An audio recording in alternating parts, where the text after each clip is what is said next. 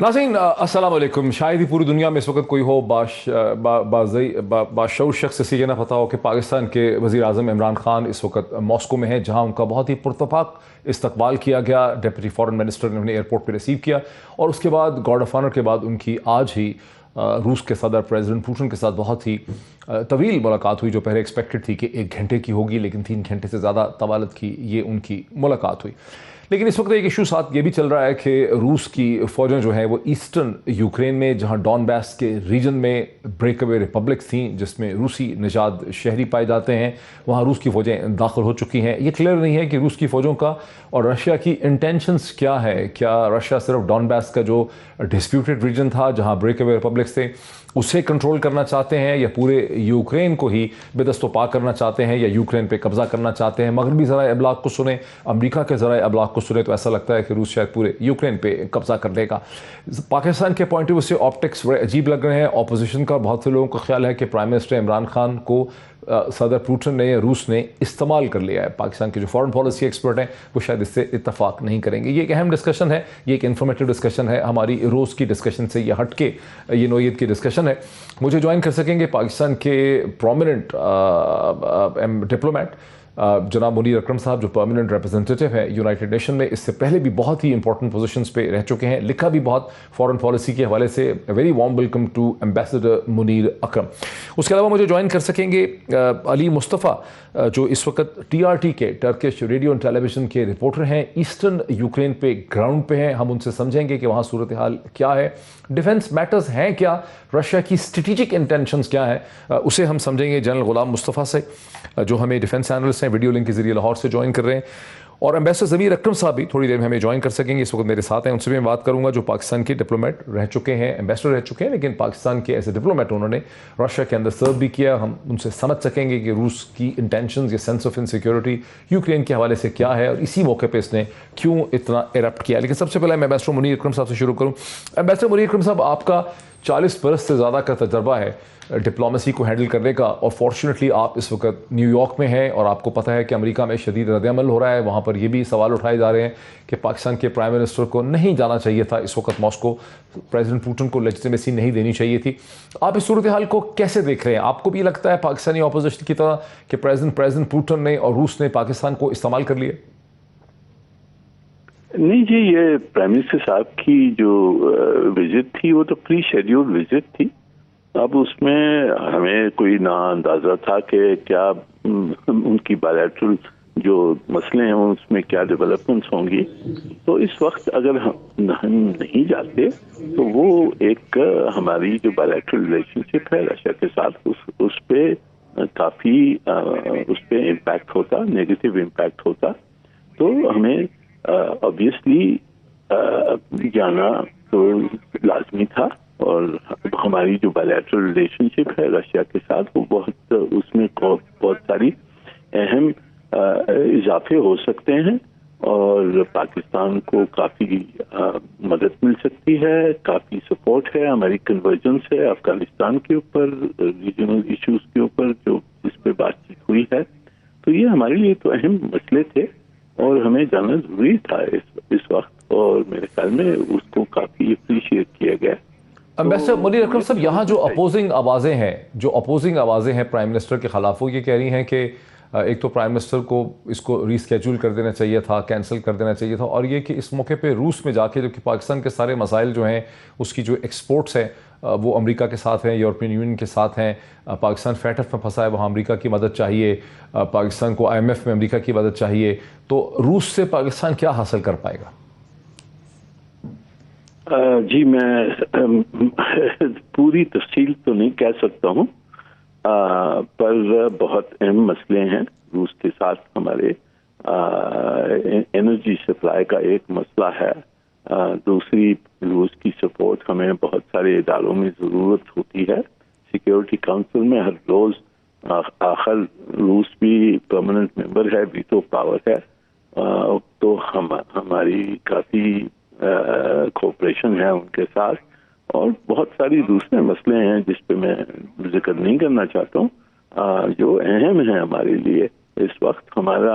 हमारी जो प्रॉब्लम्स हैं वो साउथ एशिया में हैं। आप जानते हैं किस किस्म की प्रॉब्लम्स हैं, اور اس میں ہمیں سب سے یعنی کہ روس جانے سے امریکہ کے خلاف تو نہیں تھا، ہماری بائیلیٹرل وزٹ تھی، اس میں کوئی امریکہ کی طرف تو ہم نے کوئی اشارہ نہیں دیا ہے. تو یہ بائیلیٹرلی دیکھنی چاہیے کہ یہ وزٹ بائیلیٹرل کانٹیکس میں تھی. بائیلیٹرل ہماری ریلیشن شپ بہت اہم ہے روس کے ساتھ، اور زیادہ اس میں اضافہ ہو سکتا ہے. تو یہ پری شیڈول وزٹ تھی، اور ہم نے اگر نہیں جاتے تو اس کا بہت خراب نتیجہ نکلتا. اچھا ایمبیسڈر صاحب، میں چاہتا ہوں میرے ساتھ ہی رہیں، لیکن ایک کوشچن کوئکلی پوچھ لوں اس سے پہلے کہ میں باقی کسی گیسٹ کو انوالو کروں، کہ چونکہ آپ امریکہ میں ہیں، نہ صرف آپ امریکہ میں ہیں، آپ نیو یارک میں ہیں، آپ یونائٹڈ نیشن کی کمیونٹی کے اندر ہیں، رد عمل کیا ہے پاکستان کے پرائم منسٹر کے ٹرپ پہ اور رشیا کے خلاف اور یہ جو ساری سینکشنز کی بات ہو رہی ہے، یہ کیا ہے، رد عمل کیا ہے اس پہ؟ جی دیکھیں، یہاں اس پہ توجہ نہیں ہے. اچھا، یہاں توجہ ہے کہ جو جس طرح سے جو واقع ہو رہے ہیں، جو ملٹری آپریشن ہو رہا ہے، اس پہ سب توجہ وہاں ہے کہ ابھی کیا کر سکتا ہے اقوام متحدہ، کیا کر سکتا ہے سیکرٹری جنرل، کیا کر سکتا ہے. کافی یعنی کہ فیلنگ بہت یہاں ہے کہ جی ہم کچھ کس طرح سے ہم روک سکتے ہیں یہ ملٹری آپریشن کو، اس پہ سب توجہ ہے. ہم نہیں سمجھتے ہیں کہ صرف ہماری بائیلیٹرل وزٹ پہ توجہ دی جا رہی ہے، پوری دنیا کی توجہ کہاں اور ہے. بالکل صحیح، بہت ریئلسٹک اپریزل ہے. مسٹر صاحب، میں آپ سے ریکویسٹ کروں گا میرے ساتھ رہیے اس پروگرام کے اس پارٹ کے آخر تک، کم از کم میں ذرا چلتا ہوں ایسٹرن یوکرین میں، جہاں علی مصطفیٰ پاکستانی اوریجن ہیں، رپورٹر ہیں، بہت کیپیبل اس وقت ایسٹرن وہاں پہ موجود ہیں، Turkish radio and television کے ساتھ کام کرتے ہیں، اس کے رپورٹر کے طور پہ وہاں موجود ہیں. پرائم منسٹر پاکستان جناب عمران خان کا علی مصطفیٰ انٹرویو کر چکے ہیں. ہمارے ساتھ بڑی دوستی بھی رہی ہے علی مصطفیٰ کی، ایک زمانے میں پاکستان میں ہوتے تھے. علی مصطفیٰ، میں آپ سے یہ سمجھنا چاہتا ہوں، because you are on the ground, آپ ایسٹرن یوکرین میں ہیں. رشین آف کورس رشیا کی ملٹری مائٹ اور کیپیبلٹی کا تو شاید یوکرینینز مقابلہ نہ کر سکیں، لیکن رشین ملٹری کی انٹینشنز لگتی کیا ہے؟ کیا وہ صرف ڈونباس کے ریجن کو سیکیور کرنا چاہ رہے ہیں، وہ پورے یوکرین پہ قبضہ کرنا چاہ رہے ہیں؟ کیونکہ مغربی ذرائع کو سنے تو ایسا لگتا ہے کہ یوکرین پہ قبضہ کرنا چاہ رہے ہیں، کرنا کیا چاہ رہے ہیں؟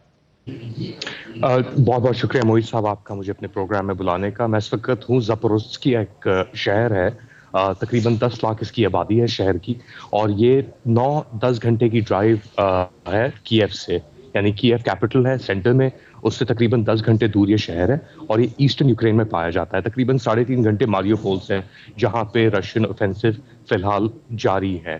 آپ کا سوال بہت اچھا ہے، اور اگر آپ پریزیڈنٹ پوتن کے، صدر پوتن کے اسٹیٹڈ آبجیکٹیوز کو دیکھیں، وہ کہتے ہیں کہ جی ہمیں پورے جو یہ ایریاز ہیں دونیٹسک اور لوہانسک، وہ ان اٹس انٹائرٹی چاہیے، کیونکہ the Russians have recognized both of these breakaway regions as sovereign states.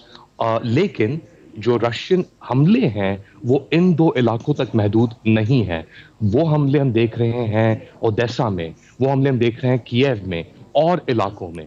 تو اس سے ایک بات واضح ہوتی ہے کہ رشیا یہ سمجھتا ہے کہ اگر ان 2 ایریاز کو اس نے ڈیفینڈ کرنا ہے یا بریک اوے کرنا ہے، اور تو اس کو اوفینس پہ جانا ہوگا. وہ یہ چاہ رہا ہے کہ یوکرینین ملٹری کیپیسٹی اتنی نہ ہو کہ جب وہ ان 2 ایریاز کے اوپر دونیٹسک اور لوہانس، جو 70% اس حملے سے پہلے یوکرینینز کے ہاتھ میں تھے، ان کے اوپر پورا قبضہ کرنے کے لیے اس کو یوکرینین ملٹری کیپیسٹی اور جگہوں پہ یوکرین، سینٹرل یوکرین اور ویسٹرن یوکرین میں کم کرنی ہوگی. تو اسی لیے یہ اوفینسو ہم دیکھ رہے ہیں پھیل رہا ہے، اور شاید یہ اس تک نہ رکے. شاید رشیا کے ابھی فی الحال ہی خبر آئی ہے کہ چرنوبل جو ایریا تھا جہاں پہ نیوکلیئر فیسلٹی تھی 80s کے اندر، ایک بہت بڑا وہاں پہ حادثہ بھی ہوا سوویت یونین کے اندر، وہاں پہ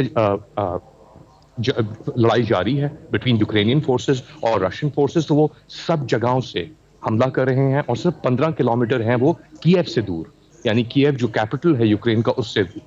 تو پوتن صاحب نے اپنے دماغ میں یہ چیز ٹھان لی ہے کہ جی یوکرین، اور نے یہ کہا بھی کہ یوکرین کا ایگزسٹنس کا کوئی معنی نہیں ہے، it doesn't deserve to be a sovereign state. وہ کہتے ہیں کہ جی جو یوکرین کی ابھی ٹیریٹریز ہیں وہ، اور اس کے اندر حقیقت بھی ہے کچھ، وہ سب تحفے میں ملی تھی انہیں لینن سے، اسٹالن سے، کرشچیف سے. جیسے کرائمیا کا ایریا ہے وہ یوکرین کو دیا گیا تھا سوویت یونین کے اندر کرشچیف صاحب کے دوران. تو اب وہ یہ ان کا یہ موقف ہے کہ because Ukraine isn't a sovereign state, it's a Russian historical land, تو وہ اس کو پورا ہی شاید جذب کر لیں، یا اگر جذب نہ کریں تو ایک ایسی یہاں پہ رجیم انسٹال کی جائے. بہت ہی بڑا ہیلپ فل علی مصطفیٰ، آپ کی انفارمیشن بڑی ہیلپ فل ہے، آپ کی انفارمیشن بڑی ہیلپ فل ہے. ذرا مجھے کوئکلی جنرل غلام مصطفیٰ کچھ بتا دیجیے. جنرل صاحب، your military mind, military strategy کی پوائنٹ آف ویو سے آپ کو کیا لگتا ہے کہ روس کے حملے محض یوکرینین ملٹری کی کیپیسٹی کو ریڈیوس کرنے کے لیے ہیں، یا ان کی انٹینشن ہے کہ کیو پہ جو کیپٹل ہے اس پہ قبضہ کر لیں؟ دیکھیے، ایز آف ناؤ جو کچھ بھی روس کر رہا ہے، دس سم تھنگ کالڈ اسلامی اپروچ، اسٹیپ بائی اسٹیپ. ایک اسٹیپ ٹیک 2 steps، اگر پریشر بڑھتا ہے تو ایک اسٹیپ پیچھے آ جائیں، یو اسٹل ریٹین 1 step. اور اگر آپ دیکھیں تھوڑا سا پاس میں جائیے تو جارجیا، پھر اس کے بعد کرائمیا، پھر اب یہاں پہ آیا ہے. تو الٹیمیٹلی تو یوکرین کا جہاں تک تعلق ہے، اس کے بڑا واضح اشارے ملتے ہیں. جب آپ ان کا آرٹیکل پڑھیں جنہوں نے آج سے 2 سال پہلے لکھا تھا، 5000 لفظوں پہ مشتمل تھا. ان کا خیال یہ تھا کہ سوویت یونین کا break up was the biggest tragedy of last century. وہ اپنے آپ کو اور روس کو ایک طاقت کے طور پر دیکھتے ہیں، اور روس جس طریقے سے جو اس کا ایریا ہے، جو اس کے ریسورسز ہیں، جو کچھ بھی ہے، وہ رہا بھی ہے، اور اب پھر دوبارہ اپنے آپ کو ری اسرٹ کر رہا ہے یہاں پہ. دوسرا بہت بڑا مسئلہ یہ ہے کہ 90 میں جب یہ بات ہو گئی تھی کہ نیٹو اور ویسٹ اس پر ایکسپینڈ نہیں کرے گا، تو 5 steps میں بالکل نیٹو بھی آ کے روس کے دروازوں پہ بیٹھ گیا ہوا ہے. اور یوکرین کا نیٹو میں چلے جانا وڈ ایکچولی بھی، جو وہ کہہ رہے ہیں کہ بھی ہمارے 2 step کے اندر آ جائیں گے نیٹو فورسز. اور ٹریجڈی یہاں پہ ختم نہیں ہوتی. پھر امریکہ نے ان سے یہ بھی کہا ہے کہ ٹھیک ہے، as a concession we can move few missiles from may be Romania and Poland, لیکن ان ریٹرن روس کو جو اپنے اسٹریٹجک میزائلز ہیں based in its own territory within Russia, ان کو موو کرنا پڑے گا. اس قسم کی ڈیمانڈ جب ویسٹ لینا پڑ جائے، اور ویسٹ کی جو ٹوٹلی لاجیکل اپروچ ہے اس کو دیکھ کے، تو پھر پوٹن صاحب کا یہ بات سمجھ آتی ہے. الٹیمیٹلی میں اپنا خیال ہے کہ not now but 5-10 years down the road, جب یوکرین کو بالکل وہ بریک کر لیں گے، اور بریک ملٹری فورس سے صرف نہیں ہوگا، یہ ایز آف نا جو بھی جو ہے وہ تو صرف ایسٹرن یوکرین کو سیکور کرنے کے لیے یوکرین کو انڈر پریشر لایا جا رہا ہے. Ultimately Ukraine will have to give itself up. ٹھیک ہے، کیونکہ یہاں پہ رکیں گے نہیں پوٹن صاحب، اور نہ ہی رشیا رکے گا یہاں پہ. اچھا، ذرا یہیں رکیں. ایمبیسڈر ضمیر اکرم صاحب، آپ نے سرو کیا ہے رشیا کے اندر، آپ اس کی تاریخ سے واقف ہیں، اور یوکرین اور رشیا کی جو انٹرٹوائنڈ تاریخ ہے اس سے بھی آپ واقف ہیں. آپ کو لگتا ہے کہ رشیا یوکرین کو ہی سرے سے ختم کرنا چاہ رہا ہے ایز اے کنٹری، اس کو ایبزارب کرنا چاہ رہا ہے، یا وہ اپنے اور یوکرین کے درمیان میں ایک بفر کریٹ کرنا چاہ رہا ہے ڈونباس کے ایریا کو؟ جو حملے اس وقت ہو رہے ہیں وہ در حقیقت یوکرینین ملٹری کی کیپیبلٹیز کو ریڈیوس کرنے کے لیے ہو رہے ہیں. میرا خیال ہے کہ روس یوکرین کو ایک بفر زون بنانا چاہتا ہے، اور یہ ایک مطلب تاریخی لحاظ سے آپ اس چیز کو اگر ہم سمجھیں تو یہ یاد رکھنا چاہیے کہ روس پر یا سوویت یونین پر حملے مغرب سے ہوتے رہے ہیں. آپ نیپولین کا انویژن دیکھ لیں، آپ ہٹلر کا انویژن دیکھ لیں، اور بھی کئی ویسٹرن سائڈ سے روس کے اوپر حملے ہوتے رہے. اور سیکنڈ ورلڈ وار میں، فرسٹ ورلڈ وار میں بھی یہ کو سامنا کرنا پڑا اس مشکل حالات کا. تو جب سوویت یونین کولیپس کیا اور روس سکسیسر اسٹیٹ بنا، تو اس وقت انہوں نے امریکا اور ویسٹرن کنٹریز سے یہ ایشورنس لیا تھا کہ جی آپ نیٹو کو ایسٹ ورڈ ایکسپینڈ نہیں کریں گے ہمارے بارڈرز تک. لیکن وہ ایشورنس کے باوجود جو جارج بش سینئر نے دیا تھا رشینز کو، اس کے باوجود اس کے زمانے میں کلنٹن اور جارج بش جونیئر کے زمانے میں یہ نیٹو ایکسپینڈ کرتا گیا. پہلے جو وارسو پیکٹ کی جو کنٹریز تھیں اس کو نیٹو میں شامل کیا گیا، ای یو میں شامل کیا گیا، اور پھر وہ جو رشیا کی جو سوویت یونین کی جو ریپبلکس تھیں، بالٹک اسٹیٹس، مولڈووا، یہ ان کو بھی شامل کیا گیا. اور پھر اس کے بعد انہوں نے جارجیا کو شامل کرنے کی کوشش کی، اور پھر اب یوکرین کو شامل کرنے کی کوشش کی. اس پر پھر پریزیڈنٹ پوٹن نے بہت پہلے 2014 سے کہا ہوا ہے کہ یہ ہماری ریڈ لائن ہے, یہ اس کو ہم ایکسیپٹ نہیں کریں گے. اس کے باوجود یہ ویسٹرن کنٹریز کوشش کرتے رہے ہیں, اور جو آج حالات جس کا سامنا کرنا پڑ رہا ہے یورپ کو, وہ ساری چیز جو ہے وہ اس کی کڑی ہے. یہ ڈیولپمنٹ جو ہو رہے ہیں یہ سارے ریلیٹڈ ہیں, اور اس میں صرف جو ہم ویسٹرن پروپیگنڈا یا ویسٹرن انٹرپریٹیشن سن رہے ہیں کہ جی رشیا نے سارا کچھ کیا ہے, اس کے برعکس دوسری چیز یہ ہے کہ امریکہ نے, برٹن نے, دوسرے یورپین نیٹو کنٹریز نے اپنی فوجیں, اپنے ویپنز, اپنے میزائل سارے روس کے بارڈر کے نزدیک ڈپلوائے کیے ہوئے ہیں, روس کی طرف فوکس کیے ہیں. اچھا امبیسڈر ضمیر اکرم صاحب, میں پھر آؤں گا آپ کی طرف بیکاز آپ میرے ساتھ ہی ہیں till the end of the programme. میں صرف بریک سے پہلے امبیسڈر منیر اکرم صاحب کی طرف ایک بار پھر جانا چاہتا ہوں. امبیسڈر منیر اکرم صاحب, آپ سے زیادہ شاید کسی کا گلوبل جو گلوبل افیئرز ہیں اس پہ اتنی گہری نظر نہیں ہوگی. جو امریکہ نے, برطانیہ نے, یورپ کے ممالک نے, آسٹریلیا نے, جاپان نے جس قسم کے سینکشنز لگائے ہیں, اور جیسے جرمنی نے سسپینڈ کر دیا ہے یا روک دیا ہے نارڈ 2 گیس اسٹریم پہ, جس پہ کہ رشیا نے تقریباً $10 بلین کی انویسٹمنٹ کر رکھی ہے, یہ کتنا سگنیفیکنٹ, کیونکہ ظاہر ہے پریزیڈنٹ پوٹن نے کیلکولیٹ تو یہ کیا ہوگا سارا کچھ, تو یہ رشیا کے لیے کتنا بڑا سیٹ بیک ہے, اور اس سے رشین پاور پہ, رشین اکانومی پہ کتنا فرق پڑے گا؟ جی ضرور فرق پڑے گا. سینکشنز بہت یعنی کہ اہم سینکشنز ہیں, کمپریہنسو سینکشنز یہ ہیں.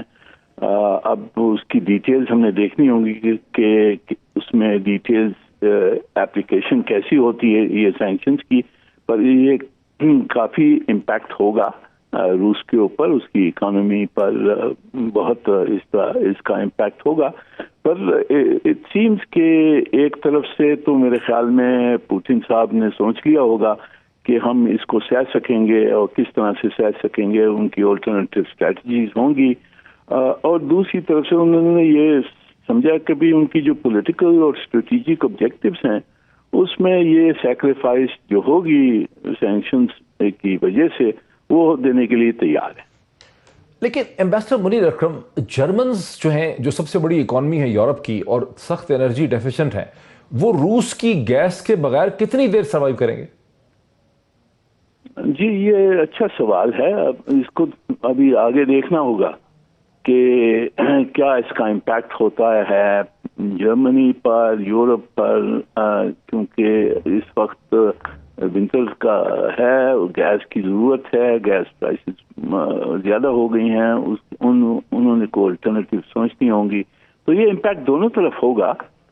پر ابھی تک میرے خیال میں ہم it is too early to make assessment کہ کتنی دیر تک ہوگا. امپیکٹ ضرور ہوگا دونوں طرف پر روس پر بھی ہوگا, اور جو یورپین ممالک ہیں اسپیشلی جرمنی ان پہ بھی ہوگا اس کا. بہت شکریہ امبیسڈر منیر اکرم, ہمارے تھے نیو یارک سے. میرے باقی گیسٹ میرے ساتھ ہیں. میں ایک بریک لیتا ہوں, بریک کے بعد اہم ڈسکشن کو کنٹینیو کرتے ہیں آفٹر دا بریک. ناظرین ویلکم بیک. میرے ساتھ ہیں جنرل غلام مصطفیٰ بھی اور امبیسڈر ضمیر اکرم صاحب بھی. لیکن سب سے پہلے میں چلنا چاہوں گا دوبارہ علی مصطفیٰ صاحب کی طرف, جو TRT کے رپورٹر ہیں, وہ اور کورسپونڈنٹ ایک طرح سے ایکٹ کر رہے ہیں, اس وقت ایسٹرن یوکرین میں ہیں. علی مصطفیٰ, ٹرکی جو ہے اس کا بھی خاصا ریئیکشن آ رہا ہے رشیا کے خلاف. حالانکہ ترکی کے بڑے ڈیفنس ریلیشن شپ ہیں, ترکی ایک ناراض ممبر ہے نیٹو کا, ترکی S-400 میسلز لے رہا ہے, امریکہ کی ناراضگی لے لی, نیٹو کی ناراضگی لے لی, لیکن اس وقت ٹرکی کا خاصا ریئیکشن آ رہا ہے یوکرین کی سچویشن پہ اگینسٹ رشیا. اس کی کیا وجہ ہے؟ جی موئی صاحب, بڑا اچھا سوال ہے آپ کا. آپ کو اس بات کا اندازہ لگانا چاہیے کہ ٹرکی کے لیے رشیا ایک ریالٹی ہے. ہسٹوریکلی جو پریزنٹ ڈے ٹرکش ریپبلک ہے اس کے دو انیمیز آپ سمجھ لیں, دو کمپیٹیٹرز ہیں ریجنلی. ایک تھا ایران اور پرشیا, اور ایک ہے رشیا. انفیکٹ جو سوویت یونین جب شمولیت میں آئی اور آٹومن امپائر جب درد ہوئی, ختم ہوئی, تو اسٹالن نے جو آٹومن ایریاز تھے یا ٹرکک اسپیکنگ ایریاز تھے, قازقستان, ازبیکستان, ترکمانستان, ان سب کو ہڑپ لیا اور اپنا ایک سوویت سیٹلائٹ اسٹیٹس ابزارب کر لیا یونین کے اندر. تو ٹرکی کو اس بات کا اندازہ ہے کہ آج تو یہ یوکرین کے اوپر حملہ کر رہا ہے رشیا, اور اگر اس حملے کے اندر وہ سکسیسفل ہو جاتا ہے تو اس کے بعد ٹرکی, اور اسپیشلی جو ٹرکی کی مونٹرو اگریمنٹ ہے جو رائٹس دیتی ہے, کنٹرول آف پیسج دیتی ہے باسفورس اسٹریٹس کا टर्की को वो खतरे में आ सकता है, क्योंकि ब्लैक सी के अंदर 2 मेजर पावर्स हैं जो ऑपरेट करती हैं. सही है, यूक्रेन है, जॉर्जिया है, बल्गेरिया है, लेकिन टर्की और Russia are the 2 main competitors in the black सी. और अभी तक टर्की ने जो पैसेज है रशियन वॉरशिप्स का from the Mediterranean into the black C and so on so fourth under the Montreux agreement उससे खत्म नहीं किया, डिस्पाइट जो प्रेसिडेंट ज़ेलेंस्की ने रिक्वेस्ट की टर्की से कि जी आप रशियन वॉरशिप्स को बॉस्फोरस के थ्रू पैसेज उनका रोकें. टर्की ने उसे फिलहाल एक्सेप्ट नहीं किया, मगर टर्किश प्रेसिडेंट ने एक बहुत स्ट्रॉन्ग स्टेटमेंट दिया है आज ही कि वो कंप्लीटली रिजेक्ट करते हैं ये रशियन जो अटैक्स हैं और इंकर्जन्स हैं यूक्रेन के अंदर, और इसलिए टर्की की पोजीशन बड़ी डेलिकेट है. It's walking a very tight रोप.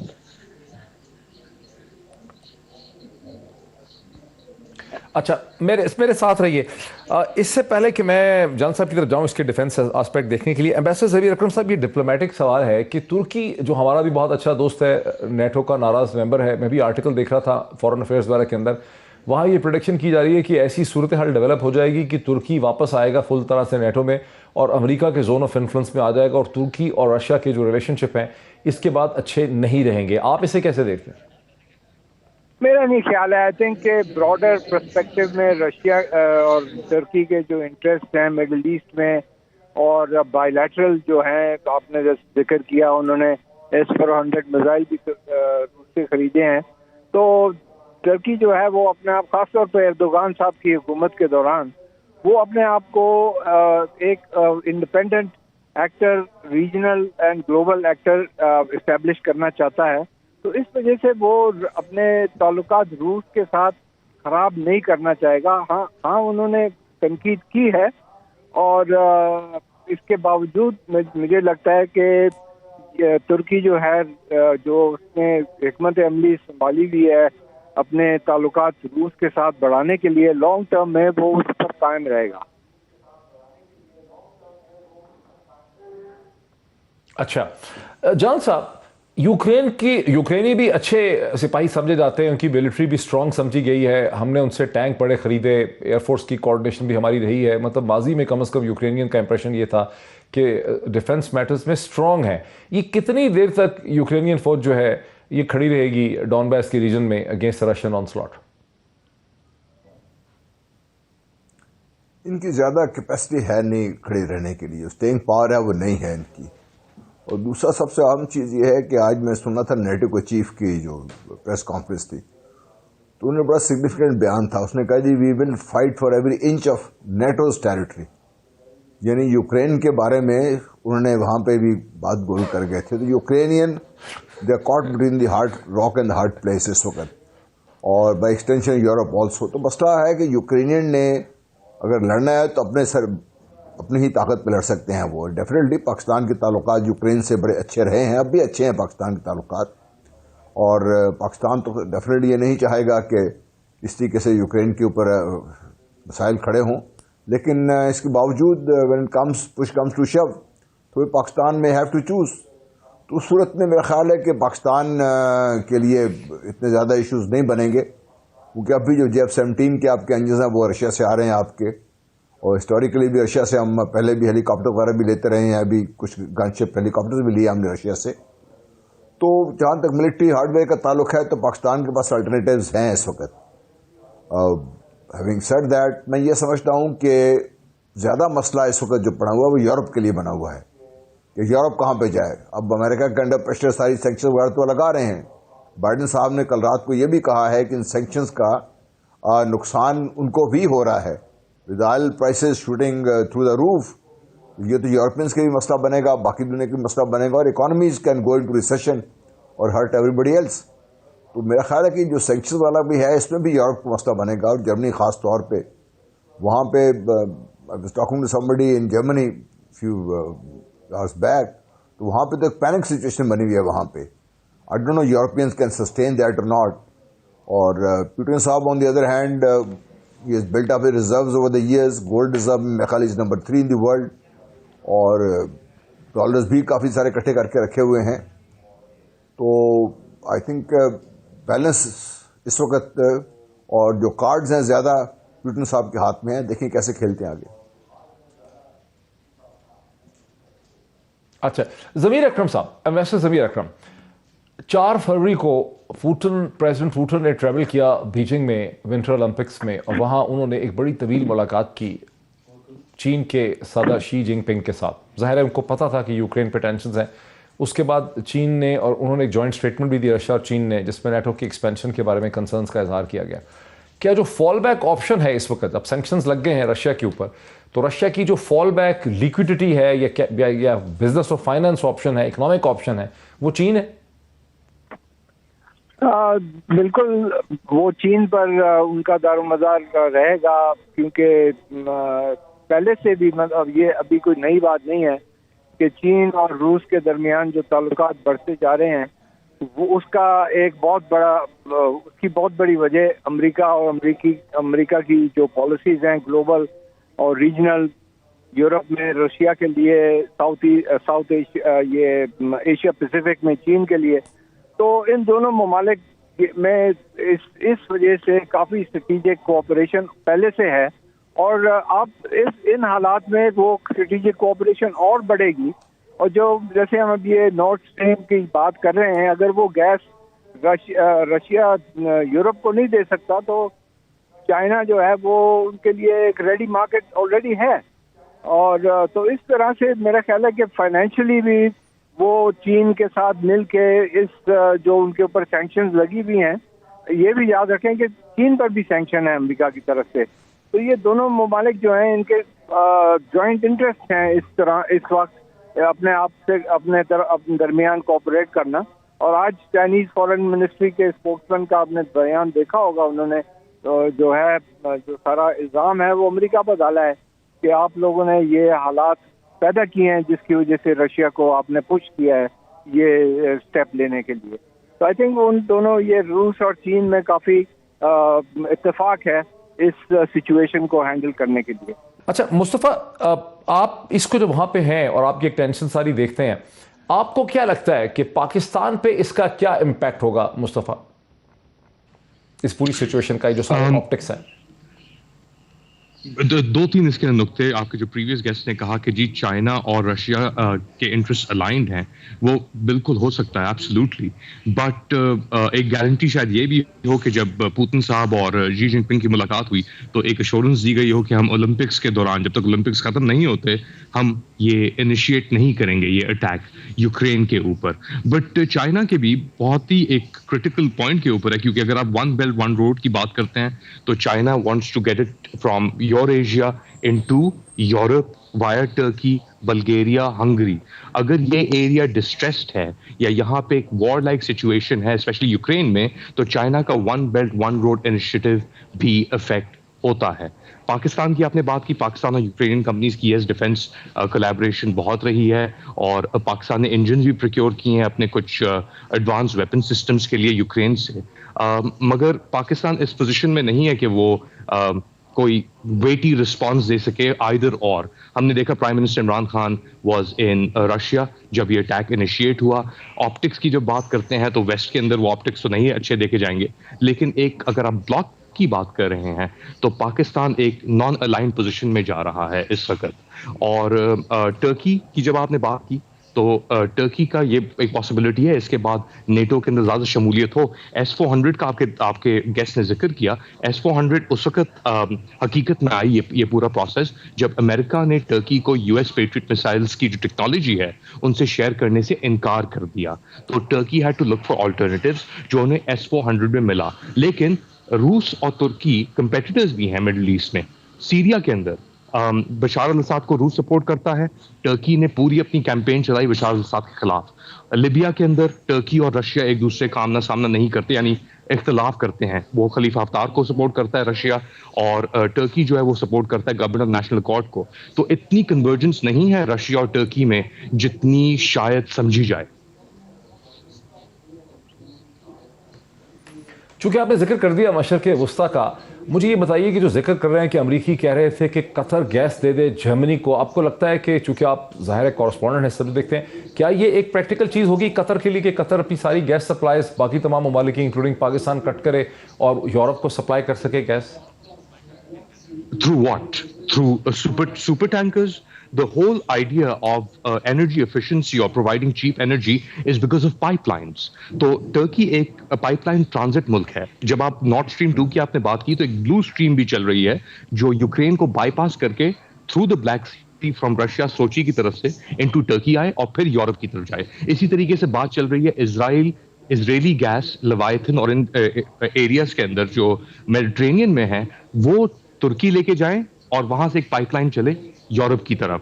آذربائیجان ترکی کی ایک پائپ لائن تناب ویسے ہی ہے. تو ٹرکی اپنے آپ کو ایک کرٹیکل پوزیشن میں دیکھتا ہے, مگر اس کے بعد رشیا کی کیا پوزیشننگ ہوگی اس کے اوپر, کیا ٹرکی اور رشیا بلو اسٹریم کے اوپر آگے بات بڑھا سکیں گے کیونکہ وہ بہت ایڈوانس سٹیج پہ جا چکا ہے, اس کا جو پروڈکشن ہے اس پائپ لائن کی. یہ سب سوالات بہت امپورٹنٹ ہیں محیط صاحب. اور ان سوالات کا کوئی اس وقت جواب ہمارے سامنے نہیں ہے. ایک بریک لے لوں میں. ابھی پیچیدہ قسم کی صورتحال ہے. آپٹکس کی حد تک تو پاکستان اس میں بڑے شدید طریقے میں نظر آ رہا ہے. اور بات ہے کہ پاکستان کا وزٹ بائی لیٹرل تھا, بہت پہلے سے پلان تھا. میں پرسنلی طور پہ اس سے واقف ہوں کہ جنوری کے دوسرے ہفتے میں اس کی تاریخ جو ہے وہ طے پا چکی ہوئی تھی, اور اس وقت یہ سچویشن کلیئر نہیں تھی کہ یوکرین کے اوپر ٹینشنز یہ شکل اختیار کر لیں گی. اور ان ٹینشن شکل اختیار بھی اسی لیے کی کہ روس کے جو سیکیورٹی گائیڈ لائنس تھے, جو اس کی ریکویسٹ تھی کہ اس کو ان رائٹنگ گارنٹیز دی جائے نیٹو کی ایکسپینشن نہ ہونے کی, وہ امریکہ اور اس کے اتحادیوں نے پوری نہیں کی. اور اتحادی تو میٹر نہیں کرتے, بنیادی طور پہ امریکہ نے پورے نہیں کیا. یہاں پر یہ بھی تاثر ہے کہ امریکہ کی جو حکمت عملی اسٹریٹجی ہے وہ یوکرین میں پٹ گئی ہے.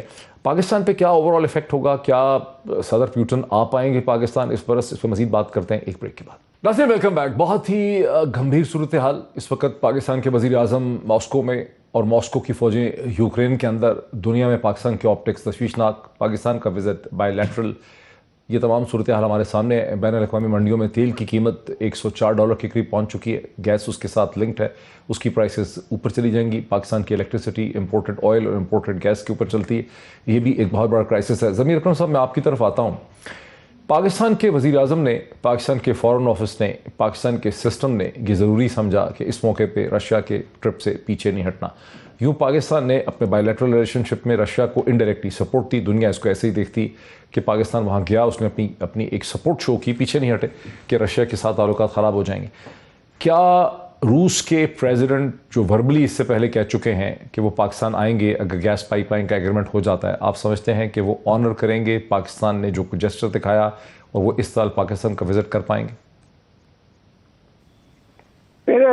مجھے مطلب یقین ہے کہ یہ جو ہمارے وزیر اعظم کا جو دورہ ہے, اس کی وجہ سے روس کو کوئی ابھی کسی بھی قسم کا اندیشہ نہیں ہونا چاہیے پاکستان کے چانس کے بارے میں, پاکستان کی پالیسی کے بارے میں. تو ضرور اگر دوسرے چیزیں حل ہو گئیں, جو بھی مسائل ہیں یہ جو پاک اسٹریم پائپ لائن کے بارے میں وہ حل ہو جائیں اور دوسرے چیزیں بھی اپنی جگہ سے حل ہو جائیں, تو مجھے یقین ہے کہ پریزیڈنٹ پوتن ضرور آئیں گے.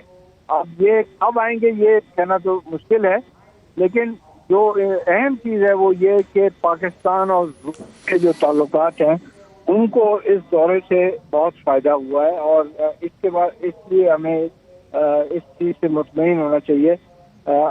پر اس کے باوجود کہ جس سے آپ نے کہا کہ تیل کی پرائسز بڑھ رہی ہیں, لیکن وہ خاص ہمارا مسئلہ نہیں ہے, سارے دنیا کے لیے یہ ایک مسئلہ ہے. ویٹ کی پرائسز, آئل پرائسز, یہ ساری چیزیں جو ہیں کشمکش کی وجہ سے جو بڑھ رہی ہیں. صحیح کہا آپ نے. 30% ویٹ جو ہے وہ تو آتا بھی رشیا سے ہے. دنیا کی انٹرنیشنل گلوبل سپلائز میں 30% ویٹ جو ہے وہ یوکرین اور رشیا سے آتا ہے, 21% رشیا سے, 9% یوکرین سے. لیکن امبیسڈر صاحب یہ بتائیں کہ ہندوستان نے ٹریڈیشنلی طور پہ ہسٹوریکلی ایک ویٹو ایکسرسائز کیا, چونکہ ہندوستان کے بڑے ہسٹورک دیرینہ تعلقات رہے ہیں ماسکو کے ساتھ, بڑی اسٹریٹجک ریلیشن شپ رہے ہیں, اور پریزیڈنٹ پوٹن کا پاکستان آنا اس پوری چیز میں ایک بڑا ڈیسٹیبلائزنگ چیز ہے, بیکاز روس کو بھی اپنے ساتھ رکھا ہوا ہے ہندوستان نے. ہندوستان نہیں چاہے گا کہ یہ آپٹکس ہوں کہ روس کا صدر جو ہے وہ پاکستان آئے. آپ سمجھتے ہیں کہ ہندوستان ابھی بھی اپنا ویٹو ایکسرسائز کر پائے گا؟ لینگویج ان کی بھی بڑی کوشش ہے, جہاں ہم نہیں بولے, ہم نے وزٹ کر لیا, ہندوستان نے بھی ایک لفظ نہیں بولا رشیا کے خلاف اس پورے یوکرین کرائسس میں. دیکھیے, میرے خیال میں ہندوستان کے پاس وہ کوئی ویٹو ابھی نہیں ہے جیسے پہلے پرانے وقتوں میں ہوتا تھا, سوویت یونین کے زمانے میں یا شروع میں کوئی 5-6 سال پہلے یا ایون 10 سال پہلے، جو وہ آپ میں آپ کو 2-3 مثال بھی دے دوں. ایک تو یہ ہے کہ جب ہماری جوائنٹ ملٹری ایکسرسائزز ہوئی تھی روس کی رشین فورسز کے ساتھ کاؤنٹر ٹیررزم کے حوالے سے، تو ہندوستان نے یہ اس کا اختلاف کیا اور روس کو کہا کہ جی آپ یہ ایکسرسائزز نہ کریں. پھر یہ جب لیبروف فارن منسٹر لیبروف انڈیا گئے، وہاں سے وہ پاکستان آئے، اس وقت بھی انہوں نے ہندوستان نے ان کو کہا کہ آپ یہاں سے نہ جائیں. تو روس ہندوستان کی یہ بات نہیں مانی، تو اس میں یہ ظاہر ہوتا ہے کہ وہ ابھی ہندوستان کے پاس وہ ویٹو نہیں ہے. یہ کہنے کے برعکس ہمیں یہ تسلیم کرنا ہوگا کہ روس اور ہندوستان کے تعلقات بھی مستحکم ہیں. دونوں طرف سے یہ تعلقات کو مضبوط رکھنے کی کوشش کی جا رہی ہے اور کرتی رہے گی. لیکن جو اہم چیز ہے وہ یہ ہے کہ روس اپنے تعلقات ہندوستان کے ساتھ بیلنس کر رہا ہے، چین اور پاکستان کے ساتھ. دوسری طرف ہندوستان اس کے جو تعلقات ہیں روس اور امریکہ کے درمیان ان کو بیلنس کیا جا رہا ہے، اور یہ دونوں ممالک کے لیے ایک ڈیلیکیٹ بیلنسنگ ایکٹ ہے. لیکن یہ that is the nature of multilateralism اور multilateral diplomacy in a multilateral world, in a multipolar world جلدی سے. اچھا جل صاحب یہ سوال تو ویسے تھوڑا ڈپلومیسی کا ہے، لیکن کیا آپ کو یہ خطرہ ہے کہ امریکہ یا آپٹکس چونکہ امریکہ کو پسند نہیں آ رہے اس وقت پرائم منسٹر کے وزٹ کے، تو کیا امریکہ اس پہ رد عمل کرے گا، ریئیکٹ کرے گا، پاکستان کی مشکلات میں اکنامکلی مزید اضافہ کرے گا، فیٹف میں IMF میں پاکستان کو نقصان پہنچانے کی کوشش کرے گا؟ جی فیٹم میں تو آلریڈی امریکہ کی وجہ سے ہی ہم گرے لسٹ پر ہیں، جسے پولیٹیکل موو، اور IMF نے بھی جس طرح پاکستان کو گھسیٹا ہے اس میں بھی امریکہ کی مرضی کے بغیر نہیں ہو سکتا. اور دوسرا سب سے بڑا مت بھولیے کہ افغانستان کو 20 سال تک تباہ کرنے کے بعد اب بھی افغانستان کے لوگوں کو تباہ کرنے پر تلا ہوا امریکہ، اور وجہ یہ ہے کہ وہ پاکستان اور اس خطے کو سٹیبل ہونے دیکھنا چاہتا نہیں ہے. اس لیے پاکستان کو اور کیا نقصان پہنچائے گا؟ وہ آلریڈی پاکستان کو ڈیسٹیبلائز کرنے کے لیے اس نے بھارت کو بہت زیادہ سپیس دے رکھی تھی افغانستان میں. تو اب پاکستان نے اس کے بعد تک بھی پاکستان اگر اپنے آپ کو نہیں سنبھالے گا اور اس موقع کا فائدہ نہیں اٹھائے گا، جب یہ اپرچونٹی ہے پاکستان کے پاس کہ وداؤٹ امریکہ کے خلاف تو ہم نہیں گئے نا وہاں پہ روس تو پاکستان کا بائلیٹرل جو ریلیشن شپ ہے وہ ہے اس میں، تو without affecting anything against امریکہ، تو پاکستان کو میرا خیال ہے جو حالات ہیں پاکستان کے امریکہ سے اور اب تک کیا ہوں گے، تو میرا نہیں خیال کہ امریکہ اور کچھ کرے گا، کیونکہ امریکہ بھی یہ بالکل نہیں چاہے گا کہ پاکستان ٹوٹلی اس کے ہاتھ سے نکل جائے اس وقت یہاں سے، کیونکہ امریکہ کے جس خطے مفادات ہیں ان کو بھی نگہداشت کے لیے کچھ نہ کچھ سپیس چاہیے یہاں پہ. یہ انٹرسٹنگ کامنٹ کیا جنرل صاحب آپ نے کہ امریکہ نہیں چاہے گا کہ پاکستان اس کے ہاتھ سے بالکل نکل جائے. میں نے بہت دلچسپی سے یہ چیز دیکھی کہ پرائم منسٹر عمران خان کا جو وزٹ تھا چین کا، اس سے پہلے بھی اسٹیٹ ڈپارٹمنٹ نے نسبتاً خاصی نرم سٹیٹمنٹ پاکستان کے بارے میں دی، جب کہا کہ پاکستان امریکہ کا ایک نان نیٹو اسٹریٹجک پارٹنر ہے. اور ابھی بھی جب وہاں سوالات پوچھے گئے تو جواب میں اسٹیٹ ڈپارٹمنٹ سے کہا گیا کہ پاکستان امریکہ کا ایک پارٹنر ہے اور وہ ایک اسٹیک ہولڈر ہے. ضمیر اکرم صاحب، جہاں آپ نے بیلنسنگ ایکٹ کی بات کی کہ رشیا چین اور ہندوستان کے ساتھ بیلنسنگ ایکٹ کر رہا ہے پاکستان کو انگیج کر کے، کیا آپ سمجھتے ہیں کہ پاکستان بھی ایک طرح سے بیلنسنگ ایکٹ کر رہا ہے؟ پاکستان کے اس وزٹ سے، جو چین اور روس کے وزٹ ہیں، اس سے امریکہ کو احساس ہوا ہے کہ پاکستان کی بھی کوئی اہمیت ہے، اور پاکستان کو امریکہ نے بہت ہی ایک انسینسٹیو طریقے سے ٹریٹ کیا ہے گزشتہ 4-5 برس میں. اس سے بالکل یہ تاثر نکلے گا، اور میں نے کئی مرتبہ لکھا بھی ہے، کہا بھی ہے کہ ہمارے جو آؤٹ ریچ ہے چین کے ساتھ یا روس کے ساتھ، وہ ہماری لیوریج امریکہ کے ساتھ بڑھاتی ہے، کم نہیں کرتی ہے. تو یہ ان ملٹی پولر ورلڈ اس قسم کی ملٹیپل لیوریجز ہمیں استعمال کرنے کی ضرورت ہے ہمیں. اور پرائم منسٹر نے بھی یہی بات کی ہے کہ ہم کسی کیمپ میں نہیں جانا چاہتے ہیں. تو اس کا مقصد یہ ہے کہ ہم ایک پالیسی اختیار ہم نے کی ہے ابھی، جو ہم سارے میجر پاورز کے ساتھ ریلیشنز رکھنا چاہتے ہیں. اور یہ دورہ جو ہے اور جو چین کا دورہ تھا، اس کا مقصد ہی یہ تھا ٹو ڈیمونسٹریٹ کہ ہمارے پاس لیوریجز ہیں, ہمارے پاس دوسرے آپشنز ہیں, اور اس سے ہماری امریکہ کے ساتھ لیوریج بھی بڑھے گی.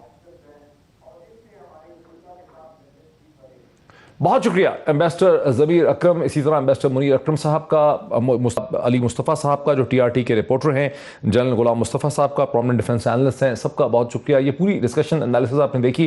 میں حرف آخر کے طور پہ کہہ سکتا ہوں کہ انتہائی پیچیدہ اور گمبھیر صورتحال ہے.